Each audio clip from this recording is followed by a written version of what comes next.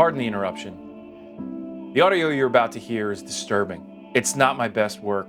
As a matter of fact, it might be my worst work. I deeply apologize. It won't happen again, and I do feel shame. But please feel free to admonish me further in the comments below. Try to enjoy the video.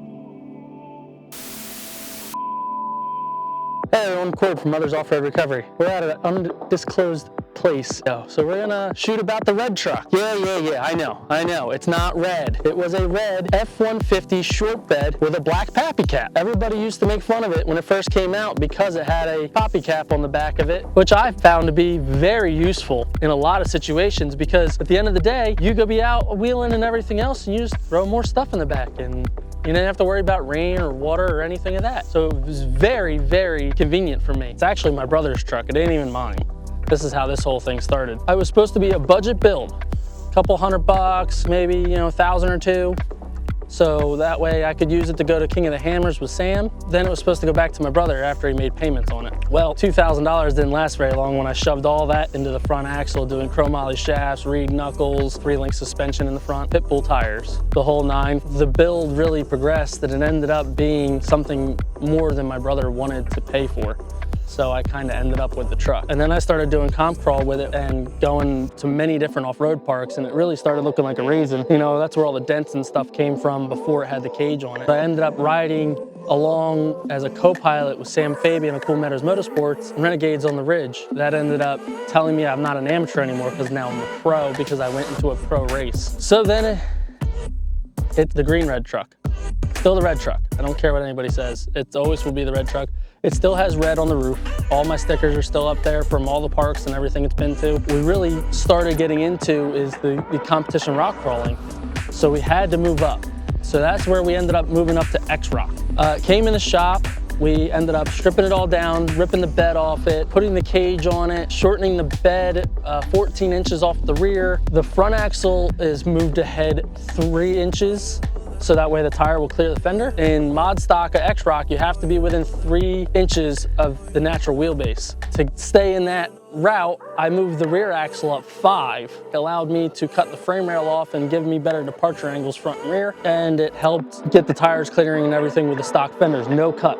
It's a stock fender. 37-inch tires fit without rubbing on the fender. They do rub on the shock, but that's life. Ended up coming back out with a shortened bed, cage and everything. We ran X Rock for 3 years like that. We only placed one time. We have it right here. This was at FRO. You'll see there's a short of this thing going down like a 16-foot cliff. That's how we ended up with this because we got so far ahead with those points coming off of the -30 that we were actually competitive with the Jeeps. Riding a full-size truck in the competition world's a little bit of a handle. After all that, and then the mod stock kind of dropped off the face of the earth because there just was nobody really running it. We had like 8 people running it, and then it slowly just died down to me. So then I decided instead of running X Rock, we decided that we were going to sponsor X Rock with all the recovery needs. So the next year, I went with just as a pickup truck. I went and did all the recovery. And half the time, all I kept thinking is, man, it'd be so nice to have some elevation. Be able to lift something changes the world on recovery. And then I was like, I don't really want to do it to this truck. I don't think it has the frame. It doesn't weigh enough. There's a whole mess of issues with this truck, being a tow truck. I bought the boom. I had everything to do this. I ripped the bed off. It was destroyed anyway. We had AXT Welding help us do some of the metal bending and stuff in the back that needed to be done. He helped us with the doors, he did the rear bumper, he did a bunch of stuff there, and we ended up making this into a pretty sweet tow truck. The rear still just a 9-inch rear, nothing fancy there other than 35 spline axle shafts. So it's still a very light drivetrain. Dana 44 in the front, 9-inch rear, Ford 300 straight 6 with a 4-speed and a 205 transfer case. There's nothing in this truck that is extremely high dollar stuff. The most expensive thing on the damn truck is shocks, probably. It changed the world of the truck the way it rode, putting the bigger shocks on this thing.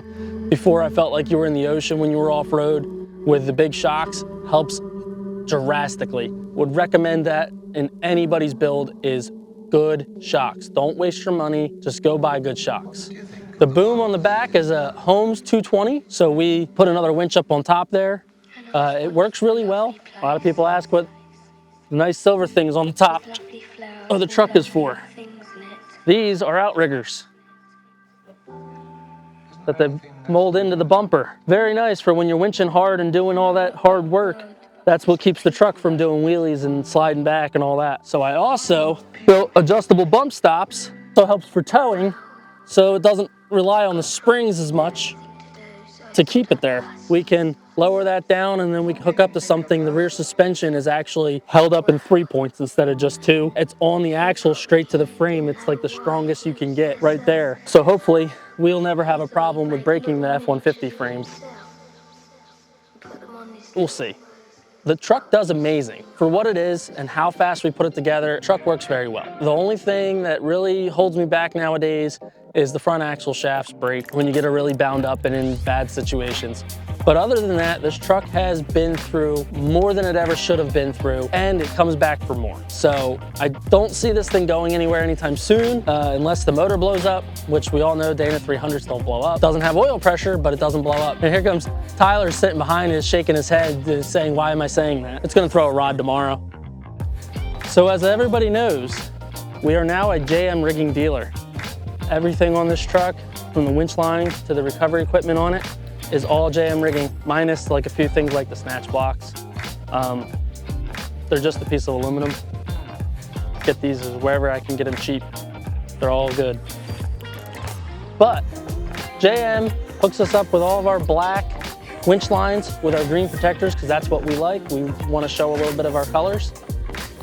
We have our kinetic energy ropes that we use for slinging. We have 3/8 and 7/16 Raptor slings. I also have them in stock. We have our special order 7/16 larger soft shackles. So I wanted these more than the off-road. I wanted them for our on-road wreckers, because when we go out, a lot of times we try to grab what's stuck.